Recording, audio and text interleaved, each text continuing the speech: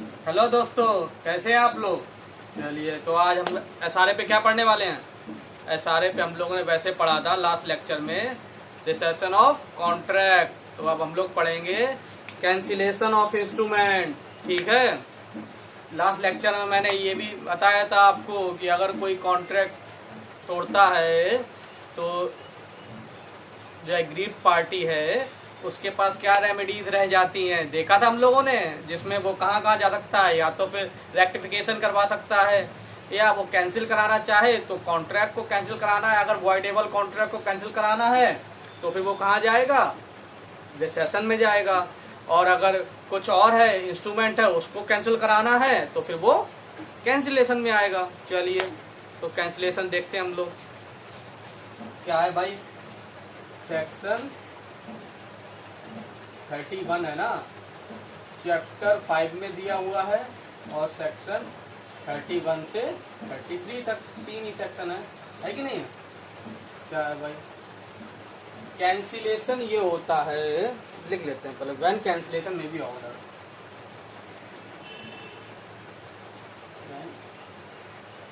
Cancellation देखिए ये कैसे समझ में आएगा आपको, बहुत ही आसान है, बहुत ही आसान टॉपिक है। चलिए कुछ प्रॉब्लम देखते हैं कि किस किस कंडीशन में पार्टी कैंसिलेशन ऑफ इंस्ट्रूमेंट के लिए जाएगी। ठीक है, कब जाएगी। पहला देखिए, मान लीजिए ए है, ठीक है, ए ने बी को कोई प्रॉपर्टी, ठीक है, ट्रांसफर की थी कि भाई तुम इस पे थोड़े दिन रहो, ठीक है, या तुम एज ए केयर टेकर रहो। ए ने बी को एक property as a caretaker transfer की, ये प्रॉपर्टी है, ठीक है। उसके बाद ए सी को वही प्रॉपर्टी गिफ्ट करके मर जाता है। गिफ्ट करने के बाद ए डाइड, क्या हुआ फिर से समझिए। ए ने बी को एक प्रॉपर्टी ट्रांसफर की एज ए केयर टेकर, या उसको प्रॉपर्टी की देखभाल के लिए, ठीक है, बी के मतलब पोजीशन में थी। उसके बाद ए ने उसी प्रॉपर्टी को सी को गिफ्ट किया, उसके बाद ए मर गया। क्या हुआ, एक महाशय आ गए डी, उन्होंने क्या किया, इस प्रॉपर्टी पे पोजीशन एक्वायर कर लिया और एक फॉल्स डॉक्यूमेंट तैयार किया, फॉल्स इंस्ट्रूमेंट, जिसमें उन्होंने क्या लिखा, उन्होंने लिख दिया कि A transferred property B as a trust for D, कि ए ने बी को प्रॉपर्टी एज ए ट्रस्ट की थी, वो भी मेरे लिए, डी के लिए, ठीक है। क्या हुआ, डी ने एक फॉल्स इंस्ट्रूमेंट तैयार किया जिसमें उसने ये लिख दिया कि ए ने बी को प्रॉपर्टी एज ए ट्रस्ट दी थी, वो मेरे लिए, वो ट्रस्ट मेरे लिए बनाया गया था, डी। तो अब यहाँ पर कौन जाएगा, सी जाएगा, किस लिए, सी कोड जाएगा for cancellation of void instrument. ये इंस्ट्रूमेंट वॉइड है ना, या फॉल्स इंस्ट्रूमेंट, इसके कैंसिलेशन के लिए कौन कोड जाएगा, सी जाएगा भाई, क्योंकि इसी को तो नुकसान होगा। अगर सी नहीं जाएगा तो एक तो प्रॉपर्टी डी के पोजीशन में है, ऊपर से वो फॉल्स इंस्ट्रूमेंट भी बनवा लाया है, ठीक है। ये एक प्रॉब्लम हो गई। और देखते हैं एक आध प्रॉब्लम। देखिए, मान लीजिए ए ने एक प्रॉपर्टी बी को गिफ्ट की, ठीक है, ए ने कोई एक प्रॉपर्टी बी को गिफ्ट की, फिर वही प्रॉपर्टी उसने सी को सेल कर दी, ठीक है। फिर से समझिए, ए ने एक प्रॉपर्टी बी को गिफ्ट की, ठीक है, पहले उसने गिफ्ट की, उसके सब्सिक्वेंट उसने क्या किया, बाद में ए ने वही प्रॉपर्टी सी को सेल कर दी। तो इस केस में क्या होगा बताइए। अगर सी ये प्रूफ कर देता है, क्या प्रूफ कर दे, A gift B to defrauded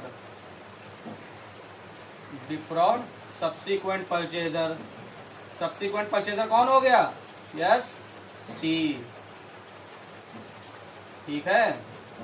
अगर सी कोर्ट में ये प्रूफ कर देता है क्या, कि ए ने बी को गिफ्ट इसलिए किया था कि वो सब्सिक्वेंट जो परचेजर होगा, जो बाद में प्रॉपर्टी खरीदेगा, उसको डिफ्रॉड कर सकें, उसको नुकसान पहुंचा सकें, ठीक है। तो सी क्या करेगा, सी सू फॉर कैंसिलेशन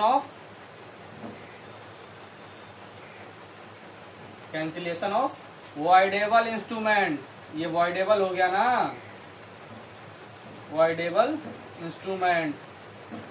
ऊपर वाला वॉइड था क्योंकि वो फॉल्स इंस्ट्रूमेंट था, यहाँ पर ये वॉइडेबल है। अगर सी नहीं क्लेम करता है तो क्या, तो बी वैलिड रहेगा ही। फिर तो अगर सी क्लेम कर देगा तो वो वॉइडेबल हो जाएगा। चलिए एक और प्रॉब्लम समझिए। मान लीजिए ए है, ठीक है, उसने बी के साथ एग्रीमेंट किया, ए माइनर था, उसने बी के साथ एग्रीमेंट किया क्या, कि वो अपना घर बेचना चाहता है और इससे बी से कुछ पैसे भी ले लिए, 2 लाख रुपए मान लीजिए ले लिए, ठीक है। ए जो माइनर था उसने बी के साथ कॉन्ट्रैक्ट किया कि मैं तुम्हें अपना हाउस बेचना चाहता हूँ। भाई ने, बी को मालूम नहीं था कि ये माइनर है, बी ने कॉन्ट्रैक्ट कर लिया, वो एग्रीमेंट माना जाएगा। तो अब इस केसेस में क्या होगा, अदर पार्टी कोई भी जा सकता है, अदर पार्टी में sue for cancellation of void agreement. Void agreement ही तो हुआ ये, कॉन्ट्रैक्ट विद द माइनर क्या होता है, वॉइड होता ना, तो वॉइड एग्रीमेंट। ये तीनों प्रॉब्लम आपने देखी। तीनों प्रॉब्लम में क्या है, वो पार्टी केस करती है जिससे कोई नुकसान होने वाला है, जिसे ऐसा लगता है कि इन फ्यूचर ये मुझे सीरियस इंजरी पहुंचा सकती है। अगर सी केस नहीं करेगा तो डी के पास पोजीशन में भी है और इसके पास फॉल्स इंस्ट्रूमेंट भी हैं, ठीक है। यहाँ पर अगर सी केस नहीं करेगा तो बी के पास gift, as a gift B के पास प्रॉपर्टी पहुंच जाएगी। वॉइडेबल कॉन्ट्रैक्ट, ये वॉइडेबल इंस्ट्रूमेंट हो जाएगा क्योंकि at the option of C. अगर सी केस करेगा तभी तो वो भाई ये बी से गिफ्ट वापस जाएगी वो प्रॉपर्टी।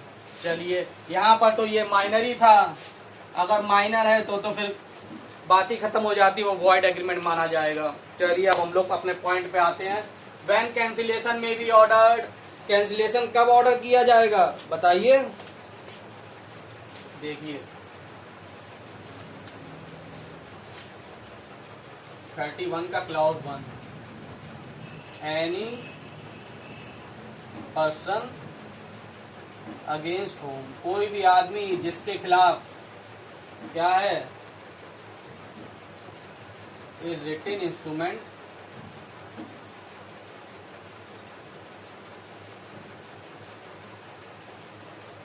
वॉइड और वॉइडेबल, वॉइड हो चाहे वॉइडेबल हो, वॉइड या वॉइडेबल, ठीक। और एंड चलिए तो लिख लिया मैंने। अब देखिए क्या है, सेक्शन 31 क्या कहता है कि व्हेन कैंसिलेशन में बी ऑर्डर्ड, कोर्ट कैंसिलेशन कब ऑर्डर करेगी, ठीक है। कैंसिलेशन कोर्ट तब ऑर्डर करेगी जब ये कंडीशन फुलफिल होंगी। क्या कंडीशन है कि एनी पर्सन अगेंस्ट होम, कोई भी आदमी हो सकता है, ठीक है, जिसे ऐसा लगे, any person against whom a written instrument is void और वॉइडेबल। पहली बात तो रिटन इंस्ट्रूमेंट होना चाहिए। अगर रिटन इंस्ट्रूमेंट है तो चाहे वो वॉइड हो चाहे वॉइडेबल हो, दोनों के केस में वो कोर्ट जा सकता है। दूसरी कंडीशन, ये सिर्फ ये वाली कंडीशन सिर्फ कैंसिलेशन में ही है, रिसेशन में ये कंडीशन नहीं होती। क्या है condition, who has reasonable apprehension that such instrument is left outstanding may cause serious injury, कि अगर मैंने उसको ऐसा ही छोड़ दिया, लिखित में है भाई, वो रिटन इंस्ट्रूमेंट है, अगर मैंने उसको ऐसा ही छोड़ दिया तो वो फ्यूचर में प्रॉब्लम क्रिएट कर सकता है, सीरियस इंजरी दे देगा। कैसी, मॉनिटरी भी, पैसे के ऊपर भी और शायद रेपुटेशन पे भी, ठीक है, दोनों ही चीजों को अफेक्ट करेगा वो। कैसे, मान लीजिए सी है, वो कोर्ट जाता ही नहीं है, डी ही उसके पोजीशन में रहती है प्रॉपर्टी, 10 साल बीत गए, 20 साल बीत गए, अरे भाई फिर कोर्ट कहेगा कि लिमिटेशन पीरियड भी तो एक होता है, तुम तब से आए क्यों नहीं थे, अब तुम गया, खेल खत्म हो गया यहाँ पे, अब तुम्हें कुछ नहीं मिलने वाला। क्यों, एडवर्स पोजीशन भी आ गया है डी के पास, वो तब से विदाउट डिस्टरबेंस डी रह रहा है इतने सालों से, अब तुम आ रहे हो कहने कि माय लॉर्ड ये फॉल्स इंस्ट्रूमेंट है, अब क्या करें माय लॉर्ड, कुछ नहीं कर सकते। ठीक है, तो पहली कंडीशन क्या है, रेटेड इंस्ट्रूमेंट होना चाहिए, फिर चाहे वॉइड हो चाहे वॉइडेबल हो, दोनों ही केस में। ठीक है, दोनों ही हम लोग देख चुके हैं, इसमें वॉइड इंस्ट्रूमेंट था, इसमें वॉइड इंस्ट्रूमेंट था, इसमें वॉइड था, इसमें वॉइडेबल था। Who has reasonable apprehension that such instrument is left outstanding may cause serious injury। अगर उसको छोड़ दिया तो वो सीरियस इंजरी करेगा। इंजरी दोनों टाइप की हो सकती है, पैसे के ऊपर भी और रेपुटेशन के ऊपर भी। तो वो क्या करेगा, मे सू टू एडजर्न, केस फाइल करेगा कि माय लॉर्ड इस इंस्ट्रूमेंट को एडजर्न करो। क्या बोलो, वॉइड है तो वॉइड बोलो, वॉइडेबल है तो वॉइडेबल बोलो। दोनों ही केस में आप देख लो, अगर यहाँ है तो वो यहाँ पर किस लिए केस करेगा कि इस इंस्ट्रूमेंट को वॉइड डिक्लेयर किया जाए, यहाँ है तो इस पे वॉइडेबल डिक्लेयर किया जाए। अब जब वो कोर्ट को सेटिस्फाई कर पाएगा कि हाँ कि माय लॉर्ड ये वाकई में वॉइड इंस्ट्रूमेंट है या वॉइडेबल इंस्ट्रूमेंट है, तो कोर्ट की डिस्क्रिशन में है। अगर कोर्ट को सेटिस्फाई कर दिया तो कोर्ट ऑर्डर कर देगा कैंसिलेशन का। ठीक है, चाहे वॉइड के ग्राउंड पे चाहे वॉइडेबल के ग्राउंड पे। इतनी बात समझ में आई, ये क्लाउज 1 कहता है। ठीक है, ये सब एजेंशियल कंडीशन है। दूसरा क्लाउज 2 तो बहुत आसान है, ये कहता है कि अगर कोर्ट ने ऑर्डर किया तो कोर्ट क्या करेगा, कोर्ट सेल, अगर वो इंस्ट्रूमेंट जिस इंस्ट्रूमेंट की बात कर रहे हैं, अगर वो इंस्ट्रूमेंट रजिस्टर्ड है, registered under Indian Registration Act 1908 के अंदर अगर वो रजिस्टर्ड है तो court shall send the order या send the decree to the officer. कौन सा ऑफिसर, जिसके ऑफिस में तो रजिस्टर्ड है।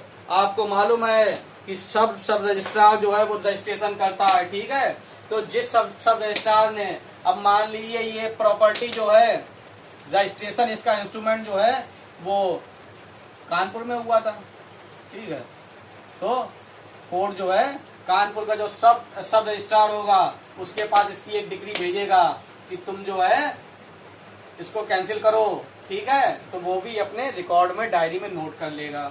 ठीक है, अगर कोर्ट ने कैंसिल किया तो दूसरी स्टेप ये है, क्या है दूसरी स्टेप, कि कोर्ट जो है उस डिक्री को, जहां पे अगर वो रजिस्टर्ड है वो इंस्ट्रूमेंट, तो जहां पे वो रजिस्टर्ड है ना उसी के ऑफिसर को भेज देगा कि देख लो ये जो है वॉइड हो चुका है या वॉइडेबल हो चुका है। ठीक है, चलिए।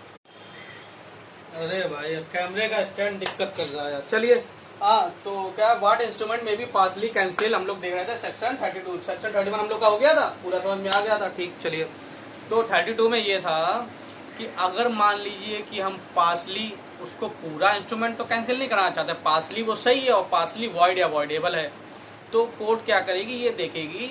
अगर उसमें देखिए लैंग्वेज क्या कहती है, where an instrument is evidence of different right and different obligation। ठीक है, अगर इंस्ट्रूमेंट डिफरेंट राइट और डिफरेंट ऑब्लिगेशन शो कर रहा है तो कोर्ट क्या करेगी, जितना पार्ट उसका वॉइड या वॉइडेबल है उसको कैंसिल कर देगी और बाकी तो रहने देगी। ठीक है, लेकिन आप जानते हैं इसमें नहीं लिखा हुआ है, लेकिन आप लोग होशियार हैं, आप लोग ये चीज जानते हैं कि पार्सली तभी होगा जब वो सेपरेबल होगा। ठीक है, अगर वो सेपरेट ही नहीं हो सकता, वो इंस्ट्रूमेंट एक ही चीज की बात कर रहा है, तो फिर कैसे हो जाएगा भाई, तो फिर थोड़े हो पाएगा। चलिए, तो 32 पर इतनी बात करता है कि कोई अगर इंस्ट्रूमेंट है, अगर वो evidence of different rights and different obligation, different right और डिफरेंट ऑब्लिगेशन शो कर रहा है ना, तो उसको वो जितना कैंसिल होना है, जितना वॉइड या वॉइडेबल है उतना ही हटा देंगे और जितना सही है उतना रख लेंगे। ठीक है, लेकिन ऐसा तभी कोर्ट करेगी जब वो चीज सेपरेट हो सकती है, तो नहीं सेपरेट हो सकती फिर कहाँ से, फिर तो पूरा ही कैंसिल कर देंगे। ठीक है, चलिए 33 क्या बोलता है, power to require benefit to be restored और compensation to be made when instrument is cancel और successfully registered as being void और वॉइडेबल। अब कोर्ट को ये ध्यान रखना है कि अगर मान लीजिए वॉइड या वॉइडेबल हो है भी और कोर्ट ने ऑर्डर कर दिया, अब उस कैंसिलेशन से क्या हो रहा है, उस कैंसिलेशन से प्लेंटिफ को फायदा हो रहा है या किसी भी पार्टी को फायदा हो रहा है, तो कोर्ट उसको रिस्टोर करे। ऐसा नहीं कि किसी एक को फायदा हो जाए उससे। ठीक है, फॉर एग्जाम्पल इस केस में ही हम लोग करते हैं। मान लीजिए माइनर था, इसमें तो कोई भी पार्टी कर सकती है ना। एक तो ये माइनर, इसने 2 लाख रुपए ले लिए, फिर खुद ही केस किया जाके कि माय लॉर्ड ये इंस्ट्रूमेंट क्या है, वॉइड एग्रीमेंट है। अब कोर्ट ने क्या कहा, कोर्ट कहेगा ठीक है वॉइड तो है, लेकिन तुमने जो डिफेंडेंट से 2 लाख रुपए लिए हैं वो तो वापस दो इसे, है कि नहीं है। तभी तो माना जाएगा कि भाई जस्टिस हुआ है, वरना एक पार्टी का नुकसान नहीं हो जाएगा। चलिए, ये यही बोलता है, power to require benefit to be restored और compensation to be made when instrument is cancel और successfully justiced as being void and voidable. देखिए, on judging the cancellation of an instrument, जब भी कोर्ट कैंसिलेशन ऑफ इंस्ट्रूमेंट करेगी the court may require the party to whom the such relief is granted. Court देखेगी कि जिसको ये relief grant हुई है, to restore so far as may be any benefit which he has received from the other party and to make any compensation to him which justice may require। ठीक है, अगर जितना पैसा तुमने उससे लिया है वो तो तुम्हें देना ही पड़ेगा। अगर कोर्ट को ऐसा लगता है फिर भी अगर दूसरी पार्टी को नुकसान ज़्यादा हो रहा है तो तुमसे कंपनसेशन भी दिलवा देगी। ठीक है, और दूसरे में यही बात डिफेंडेंट के लिए है 2A में, और 2B में ये वाला इलस्ट्रेशन 2B का ही तो हो गया भाई, माइनर वाला सेक्शन 11 में ही तो ये होगा। ये प्रॉब्लम कहाँ पे फॉल होगी जाके, section 11 of Indian contract act, है कि नहीं है ये वाली प्रॉब्लम। ए अगर बी को गिफ्ट करता है, ये सब्सिक्वेंट, ये आपकी 53 किसका, टीपीए का, सेक्शन 53 पढ़िएगा टीपीए का। ठीक है, 53 का क्लाउज 2 पढ़िएगा, उसी की प्रॉब्लम है ये। तो ये तो जनरल है।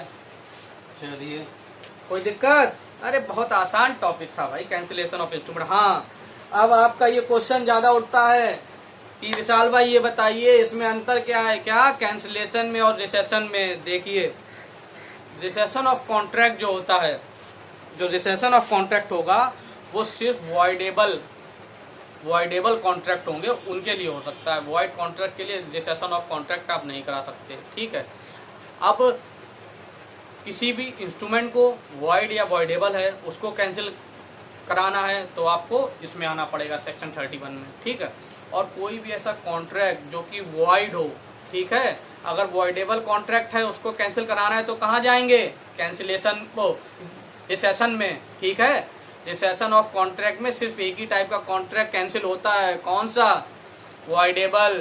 ठीक है, अगर कोई वॉइड कॉन्ट्रैक्ट है या कोई इंस्ट्रूमेंट है जो कि वॉइड या वॉइडेबल है, इनको कैंसिल कराना है तो हम कहाँ आएंगे, सेक्शन 31 में, कैंसिलेशन ऑफ इंस्ट्रूमेंट में। अब ये इलस्ट्रेशन है, ये क्या है, ये वॉइड कॉन्ट्रैक्ट है, तो इसके लिए हम लोग कहाँ पर आए बताइए, ये वॉइड एग्रीमेंट है, इसके लिए हम लोग कहाँ आए बताइए, सेक्शन 31 में आए ना, है कि नहीं। और ये दोनों, ये वॉइड इंस्ट्रूमेंट है, ये वॉइडेबल इंस्ट्रूमेंट है, तो ये तीनों टाइप के केस इसमें फॉल हो जाते हैं। ठीक है, तो ऐसा नहीं है कि कैंसिलेशन में सिर्फ इंस्ट्रूमेंट के ही आएंगे। और इंस्ट्रूमेंट क्या होता है, इंस्ट्रूमेंट तो भाई आप लोग जानते ही होंगे। अब इसमें सिर्फ इंस्ट्रूमेंट दिया है तो ये तो नहीं बताया, जैसे टीपीए में सेक्शन 3 में इंस्ट्रूमेंट में ये बताएगी instrument under TPA instrument means non testamentary instrument, तो इसमें ऐसा कुछ कहा नहीं गया है। तो ऐसा कुछ कहा नहीं गया है, कोई डेफिनेशन नहीं दी हुई है, तो आप ये मान के चलिए कि इंस्ट्रूमेंट का मतलब सारी चीजें, कौन कौन सी, sale deed, gift deed, will deed. ठीक है, तो टेस्टामेंटरी नॉन टेस्टामेंटरी दोनों ही आप ले लीजिए, इसमें कोई दिक्कत वाली बात नहीं है। ठीक, चलिए अगला हम लोग क्या पढ़ेंगे, डिक्लेरेटरी डिग्री। ठीक है, थैंक यू।